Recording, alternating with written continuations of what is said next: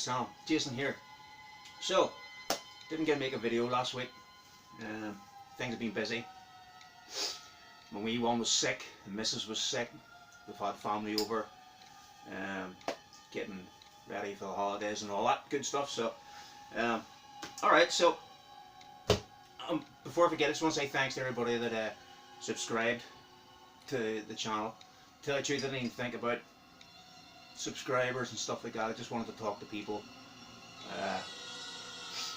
on here on the VC about music, records. Originally I actually started this channel to upload some mixtapes, compilations I like to make just from transferring my vinyl over to the computer. But I had a couple of videos pulled down and it was just an absolute dealing with the copyright and all that. It was a pain in the hole. So yeah. So anyway, to anybody that subscribed, about the 5 people that subscribed, thank you very much. So, stock some records, right? So first one I'm going to show, probably like a lot of you, you know, I would go into my collection, pull out something, and it'll remind me of something else, and inspire me to pull out another record or whatever, and before you know it, you're on this train. So, first record is Ball. Sorry, this is still in shrink. From Swedish band. And this is sort of 60s, 70s proto-metal worship. Smutty sleaze rock. Singing. Really influenced by like exploitation movies and stuff. There's a lot of this stuff about, but these are one of the this is one of the bands that does it really, really well for me. They know what they're at. They know what they're talking about. They know the genre. You know, they know all the good shit. So that's the back cover there. So yeah, some of this heavy psych stuff. So that's a great grooves and riffs and psych guitar solos, sort of like, if you can imagine the Stooges being into black magic and sexploitation movies and stuff like that. The singer on this band, you see, reminds me, if you mix sort of like Rusty Day from Cactus, bit of Alice Cooper and Simon Stokes, that would get you in the right sort of place probably. But fine band. This is their first record. They had a single out before this. When did this come out? I think this came out in 2017 or something like that. Gatefold sleeve. I haven't actually opened this yet, but I know what the inside of it's like. In fact, when I bought this, I bought it in the shop, a local record shop, and I brought it up to the counter to pay for it. And the guy said to me, "Have you seen the inside of that?" And I was like, "Yeah, I've seen it online." And he said, "We'll put you off your dinner with it." And I was like, maybe just didn't like gingers. If you know the inside of this cover, you know what I'm talking about. But great band. This, their debut. Their next album, I think, is even better. Let me read you the hype sticker on this. Intensely disturbed, dirty, smut peddling, slime, hard rock, psych, madness from the deepest cesspool of humanity. Fucked up subhuman fuzz guitars, depraved screaming vocals, gut rumbling bass and caveman drums. A nightmare of revolting sounds. Ball is hard rock from hell. Parental advisory, explicit X-rated content, bad your own risk. Pretty much sums it up. Really good band. I think this album's even better. So playing this again, and same sort of gear, but I think this is even stronger. Some seriously brilliant heavy riffs and just a brilliant sleazy, dirty, satanic vibe the whole way through it. This one's called Like You Are, I Once Was, Like I Am, You Will Never Be. So I think this is the last album, but I think this came out in 2020, a couple of years ago now. So fine record. If you haven't checked these boys out, check them out. As I say, they're Swedish. Well, they're supposed to be anyway. They keep everything under a bit of a mystery. They're supposed to be a 3-piece band, but this could be this could be one person playing all this for all I know. But actually, they released a book. Actually, I won't get it. Give me 2 seconds. So yeah, so they put out this debauched Witchery and Devilry Volume 1, First Spell. So basically, this is like reproductions. It also comes with a flexi disc with a track on it. I was born horny, right? So this is a book. I don't know much that I can show of this here. Which is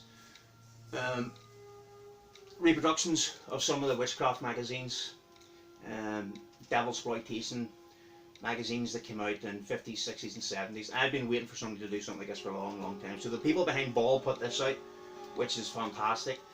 Some of the Gresham witchcraft magazines are in here.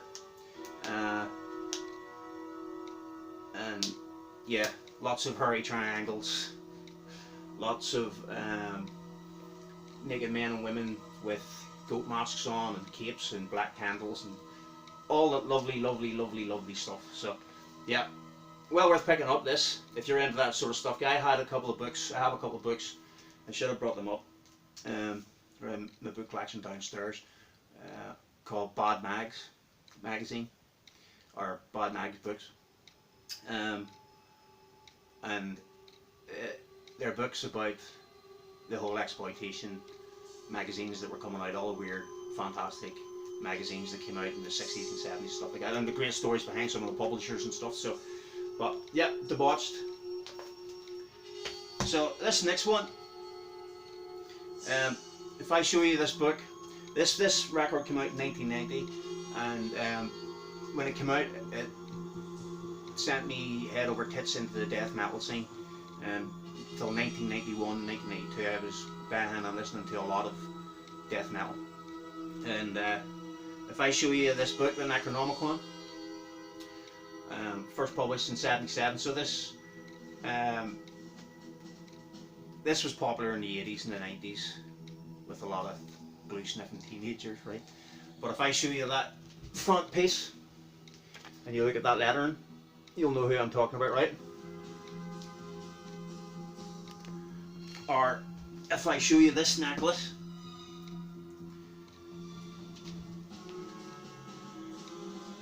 and imagine his eyes glowing red, you'll know what album I'm talking about. Yeah, so it's this classic here. So I first heard this the year it came out. I had a friend who was introducing me to heavier music, and you know, he would let me hear.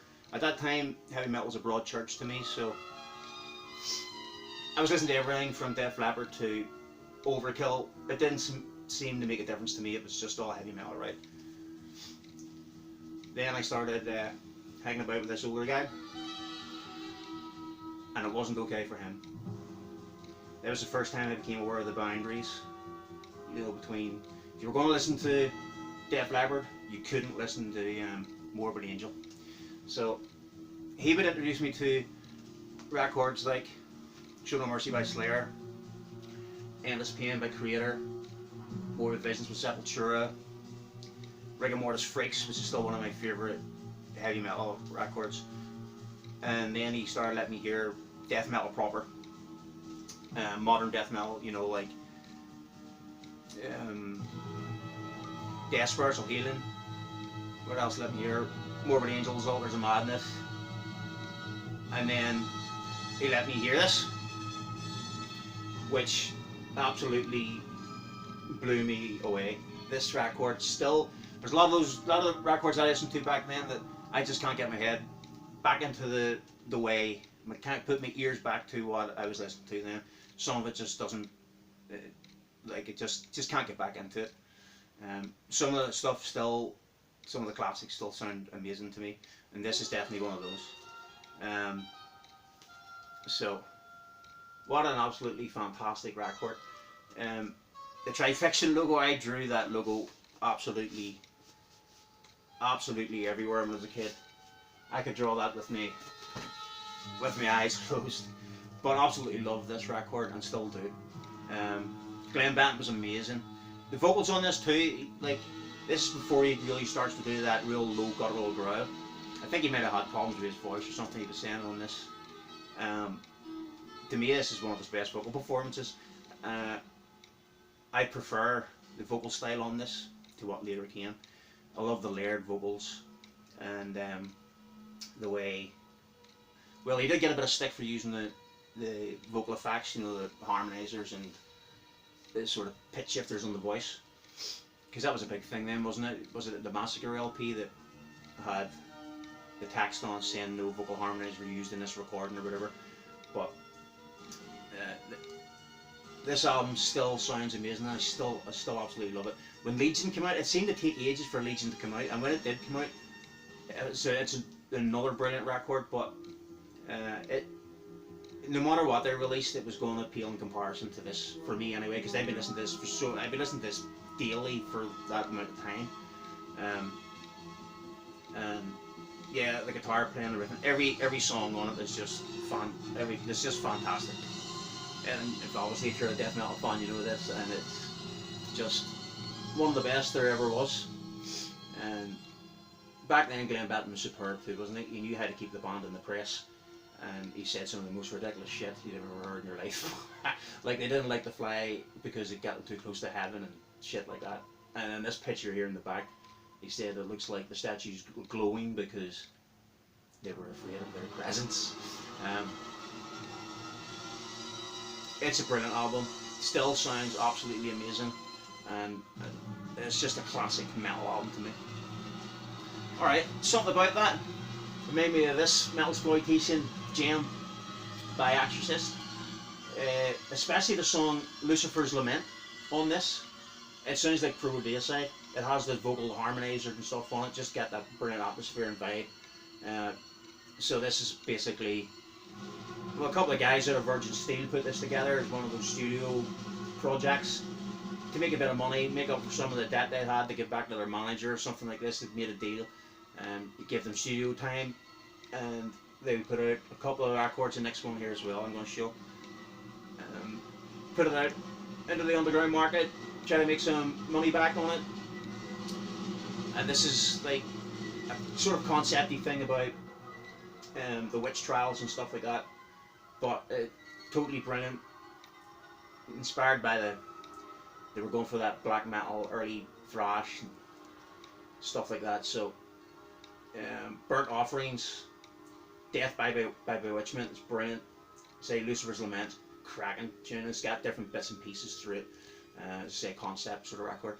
Totally brilliant little slice of Metasploitation. Love it. They recorded this around the same time. Original Sin Will Find You Out, and this was another one that. Well, I think they recorded this maybe a week or so after the first record, so it sounds the same.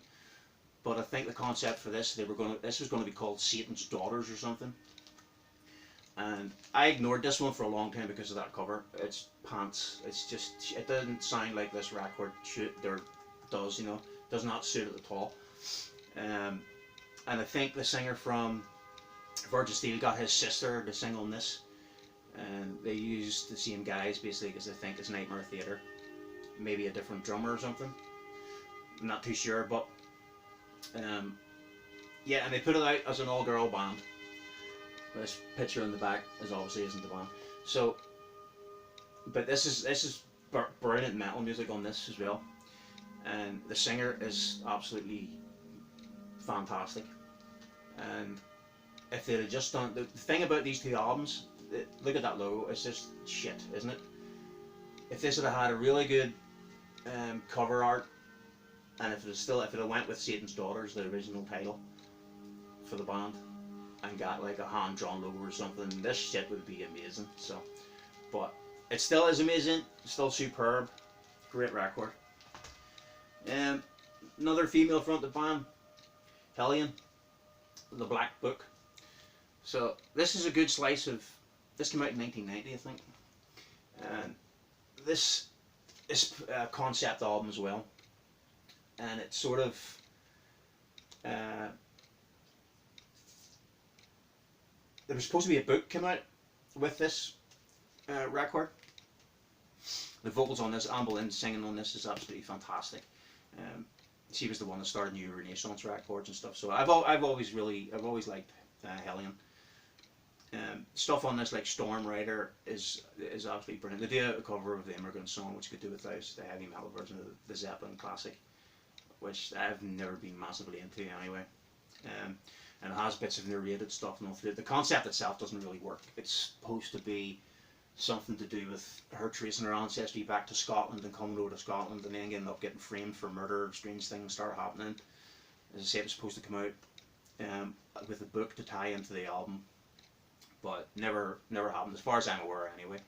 But her vocals are amazing, and this has got loads of great priesty sort of style metal music on it. Fantastic record. Another one is Death SS. So, Heavy Demons. This came out in 1990 as well, I think. And the first time I ever heard Death SS was on the horror music compilation, which came out in 1986, I think. My friend bought it, he brought it around, and thinking that I was going to love it because of the imagery and all that. I'm a sucker for theatrical bands, and it was a bit of a disappointment. The Paul Chain stuff, you know, some of it is great. It takes you a while to get used to Steve Sylvester's voice. But this, even the 1990, this one sounds pretty dated. But there's good stuff in this. Oliver Reed does narration on this, giving it, on Walpurgis Nacht, giving it a sort of Vincent Price thriller vibe. What else is on here? Where Have You Gone? Heavy Demons. It's hard not to love the title track. Heavy Demons is a fun track. Family Vault. Baphomet's a good song.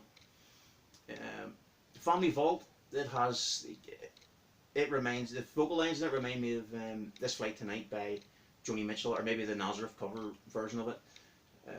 Can anybody else hear that? I can definitely hear it in just some of the lines, the phrasing, the way he sings. So, but a fun record, not amazing, but it's hard not to love the title track and some of the songs like Baphomet and stuff on this. So, decent record. This is an absolute gem.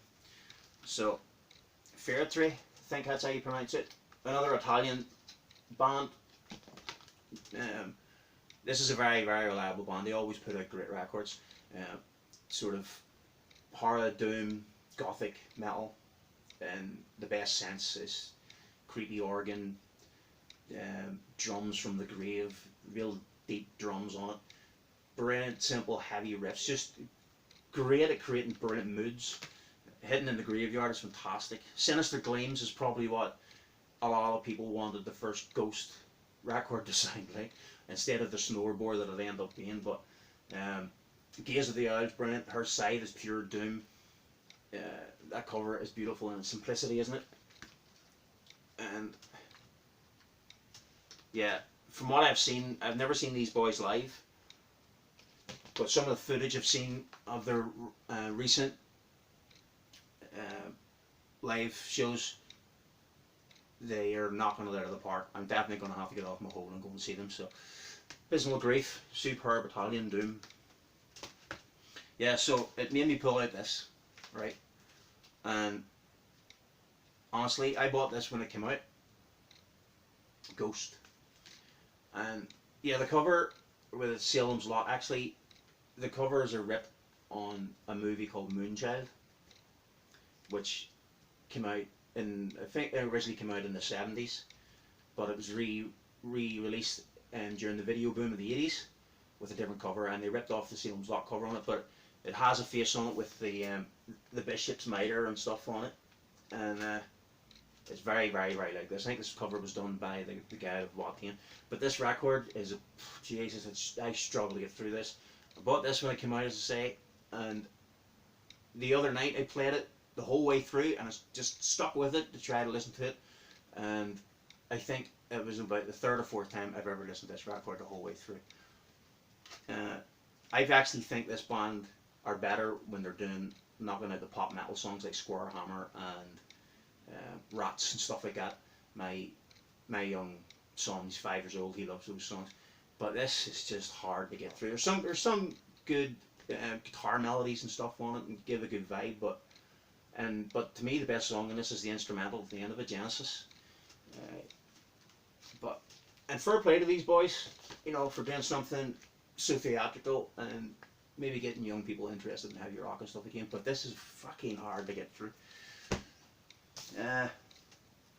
Some industrial goth rock, Nefilim, Zune. So this was Carl McCoy going in a more of extreme metal, industrial metal sound. This came out in '96. So this, I think that this has some similarities in its aesthetics with Marilyn Manson's Antichrist Superstar, which came out, I think it's come out months before it. But yeah, this is a dark, beautiful record. It has a conceptual feel with, you know, dark occult lyrics. So you've got Still Life, Exodus, Brent Shine. There's a bit where he sings Mirror at the start of that, when he sings his first lyrics, Mirror. I get chills. It's amazing. Penetration, they had a video for it. I have a promo video of it somewhere that it was given when it came out on VHS. Melt is a dark, brooding classic. Venus Decomposing is really heavy. Side C, there's 3 sides, and that's the 4th side's like an etched, you know. Zune and Zune Part 3 and Coma, all brilliant, gothic, industrial, beautiful, amazing record. Nephilim, Zune. Carl McCoy's voice gets so low in this that it nearly sounds like death metal. So there's bits of Ministry, you know, even Paradise Lost, fans of Paradise Lost, there's a couple of tracks in this that remind me of that sort of vibe, gothic metal stuff. And it's a great listen. Stunt Rock from '78, so I hadn't listened to this in a long time. Sacrifice, Wizard's Council, Talking to the Devil. So I have the DVD of this movie, Stunt Rock movie, which, if you know it, is worth just for the footage of this band's live show. So they use a musician and an illusionist, a couple of musicians, that create this full-on theatrical rock show, which had a wizard fighting the devil, and fireballs and lasers and illusions and tricks, and absolutely amazing. But this was paired with a movie, a stunt rock movie, which was put out there and get a bit of money from, you know, basically a clash between loads of stunts and live footage of Sorcery. You know, it's not a great movie. As I say, it's good for the live footage of Sorcery, but Stunt Rock's a fine album. Stuff like Sacrifice, Wizard's Council, Talking to the Devil, Burned Alive, Book of Magic, Stunt Rocker, Mark of the Beast, Wicked City, Woman, Power Mad. Really great riffy hard rock from the late 70s, and it reminds me of this next record here. Bulletproof by Hard Stuff. So this came out in Purple Records. And this is if anybody is into 70s hard rock. This came out in '72. Wasn't it '72? I think it's a '72. Excuse me. And this is a bit of a classic for anybody that's into hard rock. Anybody I know that's into hard rock and heavy rock, you know, they really like this album. 70s stuff. So, J-Time, Sinister Miniature, Know Witch at All, Taken Alive, Time Gambler, Monster in Paradise, Hobo. This is brilliant, sort of riffy, just brilliant riffy, hard and heavy rock. Actually, I have this on recordings that they've done prior to this album. Kiss and Spell put it out in CD, and it was like a under the name Demon Entrance to Hell, they put it out as, which I think they then changed it to Bullet before Hard Stuff. But those two, the versions on those early recordings are even better than this, and I think this is a brilliant album. But those early recordings, if you haven't heard those, the ones on that demon entrance to hell. Or maybe there's the same, maybe they are the same recordings as the Bullet stuff too, but they're more immediate and they're fresher and raw and just a wee bit more power in them. You can tell they've been playing them quite a bit by the time we come to record this on this record. But this is an amazing record, and yeah, that's just worth checking out from the 70s hard rock, and you haven't. Most people will know this if they're into that sort of stuff anyway. But so yeah, I think that'll do me. What are we at? 20 odd minutes, my god. But listen, thanks very much for watching me babble on, and I hope you all have a great holiday and have a good time over the whole Xmas period. So anyway, speak to you soon. All the best. Bye.